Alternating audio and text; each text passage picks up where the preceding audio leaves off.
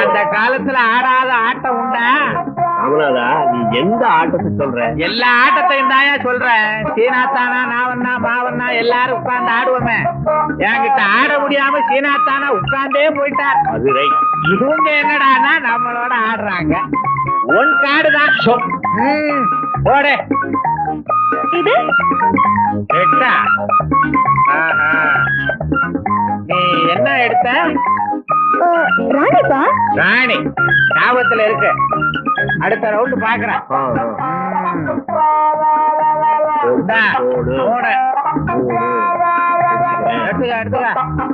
இப்படி காட்டினா